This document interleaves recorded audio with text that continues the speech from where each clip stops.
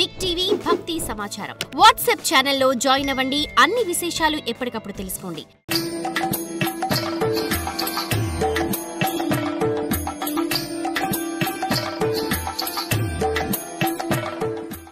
ఇక్కడ ఎవరూ లేరన్నావు కదా, మరి నీ స్థానంలో కొట్టింది ఎవరు అని చుట్టూ చూశాడు. నేను చెప్తుంటే కథ ఎవరో కొడుతున్నారు కదా, నువ్వే అనుకున్నా నేను. నువ్వు కాదా? అయితే చూడు. అది గమనించిన చిలుక పిల్ల వేగంగా ఎగిరిపోసాగింది. ఇంకా శివుడు ఏం చేస్తాడు అని చెప్పాడు. శివుడు చిన్నపిల్లవాడిలాగా దాని వెంటబడి తరిమాడు. అది ఎగురుకుంటూ బదరికి ఆశ్రమం చేరింది. శివుడు వెనక్కి వెళ్ళిపోయాడు. ఎందుకులే ఇంకా అని చెప్పేసి అంతా తెలుసు ఆయనకి. ఆ సమయానికి వేదవ్యాస మహర్షి జోరుగా వేద పఠనం చేస్తున్నాడు. ఆ చిన్న చిలుక కంగారులో ఎటుపోవాలో తెలియక సరాసరి వేదవ్యాసుడి నోట్లో దూరిపోయింది. చాలా చిన్న పిల్ల లపక్కన దూరిపోయింది. ఆ చిన్న చిలుకను మింగేశాడు. అది వ్యాసుడు తెలుసుకొని క్రక్కాలని చాలా ప్రయత్నించాడు, కానీ కుదరలేదు. అది ఎక్కడో పోయింది, అప్పుడే చేరుకుంది. చిలుక వ్యాసుడి శరీరంలో జీర్ణించుకుపోయింది కూడా. పూర్వం రాధామాత తొమ్మిదికు చేరిన కృష్ణ మంత్రోపదేశం ఇంత పని చేసింది. ఇక్కడి నుండి మనం చెప్పుకోబోయేటువంటి సుఖజన్మ వృత్తాంతంలో పాఠభేదాలున్నాయి. కథ కొంచెం వేరువేరుగా ఉంటుంది. అందుకని మీరేం దుఃఖించాల్సిన పని లేదు, సమస్యతో చూడవలసిన పని లేదు. ఒక్కొక్కరు ఒక్కొక్క విధంగా చెబుతున్నారు, కానీ లైన్ మాత్రం ఒకటిగానే ఉంది, కానీ కొంచెం భేదంగా ఉంటుంది.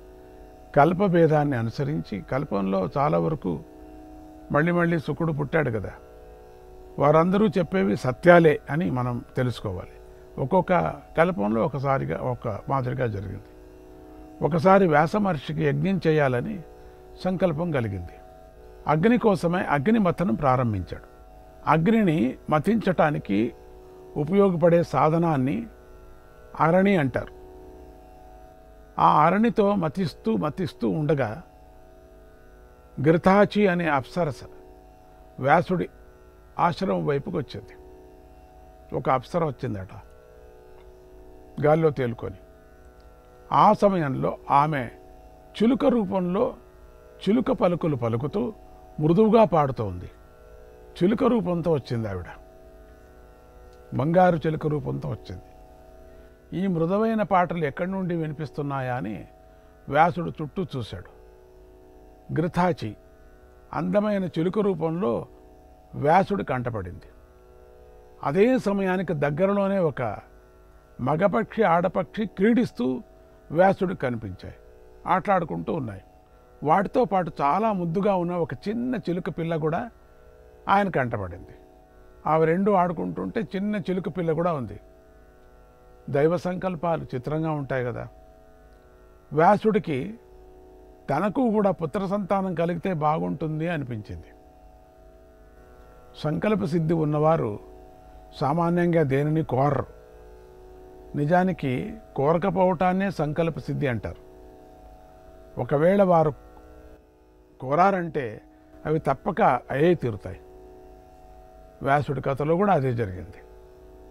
సంతానం అనే మాట మనస్సులో పుడుతూ ఉండగానే ఆయన తేజస్సు మతిస్తున్న అరణిలో పడింది. మతిస్తున్నాడు అగ్ని. ఆ తేజస్సు చెమట బిందు అంటారు. ఆ తేజస్సుతో కూడినటువంటి చెమట బిందు పటక్కన దాంట్లో పడిపోయింది. ఆయన తేజస్సు చ్యుతి అవటానికి చిలుక కారణమైంది. అరణిలో పడ్డ ఆ తేజస్సు నుండి చిలుక ముఖంతో వెలిగిపోతున్న ఒక పిల్లవాడు పుట్టాడు. పిల్లవాడంటే అల్లాటప్ప పిల్లవాడు కాదు, వ్యాసుడి శరీరంలో వెళ్ళినవాడు, శివుడు ఉపదేశాన్ని పొందినవాడు, అరణిలో పడ్డవాడు. ఎట్లా ఉంటాడండి? బ్రహ్మ తేజస్సుతో వెలిగిపోతున్నాడు. ఆ సుఖిని అంటే ఆ ఇంకొక పక్షిని, ఆడపక్షిని సుఖిని చూడటం వల్ల పుట్టాడు గనుక ఋషులంతా ఆ పిల్లవాడికి శుకుడు అన్నారు. వ్యాసుడి తపస్సు ఆకారాన్ని స్వీకరిస్తే శుకమహర్షిలా ఉండేవాడు. శుకుడు సాధారణమైన పిల్లల్లాగా ఏడుస్తూ పుట్టలేదు. పుట్టగానే 12 ఏళ్ల వయస్సు గల పిల్లవాడైపోయాడు, పెద్దవాడైపోయాడు. శుకుడి శరీర కాంతి అగ్నిలాగా ఉండింది. శుకుడు జన్మించాడని తెలిసి గంగాదేవి శ్రీరూపాన్ని ధరించి అక్కడికి వచ్చి ఆయనకు స్నానాలు చేయించింది. గంగాదేవి ఆకాశం నుండి నల్లని మృగచర్మము, దండము వచ్చాయి. శుకుడు వాటిని ధరించాడు. పురాణాలలో శుకుడి జన్మ విషయంలో మరొక కథ కూడా కనిపిస్తుంది. అదేమిటంటే, వ్యాసుడి భార్య పేరు వటిక. ఒకనాడు వ్యాసుడు సంతానానికై సుమేరు పర్వతం పైన శివుణ్ణి గురించి తపస్చేశాడు. వటిక కూడా వ్యాస మహర్షితో తపస్చేసింది. శివుడు ప్రత్యక్షమై నీకు యోగ్యుడైనటువంటి పుత్రుడు జన్మిస్తాడని వరమిచ్చాడు. కొన్నాళ్లకు వటికాదేవి గర్భం ధరించింది. సంవత్సర కాలం అయిన గర్భం నుండి శిశువు జన్మించలేదు.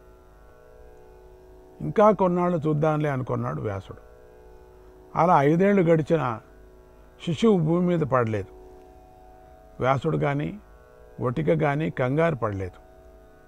ఇంకా కొన్నాళ్ళు చూద్దాంలే అనుకున్నారు. అలా 12 ఏళ్లు గడిచిపోయాయి. ఆ 12 ఏళ్ల పెద్ద గర్భం కూడా వటికాదేవికి కష్టం కనిపించలేదు. ఆమె గర్భధారణ చేస్తున్న విషయాన్నే మరిచిపోయింది. అప్పటికీ వ్యాస దంపతులు తొందరపడలేదు. కాకపోతే చుట్టూ ఉన్న ఋషులు మాత్రం వ్యాసుడిని సమీపించి, స్వామి, భూలోకంలో 12 ఏళ్ల గర్భాన్ని మేమెక్కడా వినలేదు. గజగర్భం 12 ఏళ్ళు, ఇదేంటి ఇట్లుంది, ఇదేదో ప్రకృతికి విరుద్ధంగా ఉన్నది. కాబట్టి తమరే ఏదైనా చేసి శిశువు బయటపడేలా చేయాలి అన్నారు.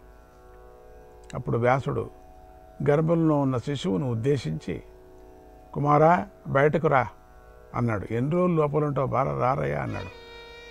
అప్పుడు గర్భస్థ శిశువు ఇలా చెప్పింది, తండ్రి, శివుడు గర్భంలో ఉన్నంత వరకు జీవుడు జ్ఞానవంతుడిగా ఉంటాడు. గర్భంలో ఉన్నంత వరకు, ఎందుకంటే దినము అన్ని వేదాలు వింటున్నా నేను, తండ్రి చెప్పేటువంటిదంతా. నేను జ్ఞానవంతుడిగా ఉంటాను. భగవంతుడినే సదా స్మరిస్తూ భక్తిగా ఉంటాడు. గర్భం నుండి బయటపడిన క్షణంలోనే జ్ఞానం, భక్తి అన్నీ ఎగిరిపోతాయి. భూస్పర్శ చేసిన వెంటనే జీవుడు మాయామోహితుడై, దుఃఖపీడితుడై, ఆకలి దప్పులతో పీడింపబడుతూ, రోగాలతో బాధపడుతూ ఏడవడం ప్రారంభిస్తాడు. అంతే కదా, కింద పడుతూనే ఏడుస్తాడు, కా కా కా అని. బంధువులు ఆ పిల్లవాడిని లాలిస్తారు. అక్కడి నుండి బంధాలు మొదలవుతాయి. తర్వాత పెరిగి పెద్దవాడైన ఆ పిల్లవాడికి విషయాలపై మనస్సు మళ్ళుతుంది. వాడు తనకు కావలసింది పొందటానికి, అక్కర్లేని దాన్ని విడవటానికి నానా అవస్థలు పడుతూ కర్మబంధాలతో చిక్కుకుపోతాడు. అటువంటి వాడు ఎప్పటికీ పూర్ణమైన మనస్సుతో భగవంతుని కీర్తించలేడు, ఆయనకు దగ్గరగా కాలేడు. భగవత్తత్వాన్ని తెలుసుకోలేని వాడికి ఎన్నిటికీ ముక్తి లేదు. వాడు జన్మ చక్రంలో పడి తిరుగుతూ ఉండవలసిందే. అందువల్ల తండ్రి, నాకిక్కడే బాగుంది, నేను బయటకు రాలేను అన్నాడు. వ్యాసుడు సమస్త శాస్త్రాలు తెలిసినవాడు. విశేషంగా వేదాంతంలో ప్రతిపత్తి, ప్రీతి రెండూ కలవాడు. అందుకే ఆయనకు శుకుడి మాటల్లో దోషం కనిపించలేదు. అందుకే ఏమి మాట్లాడుకోకుండా ఉండిపోయాడు.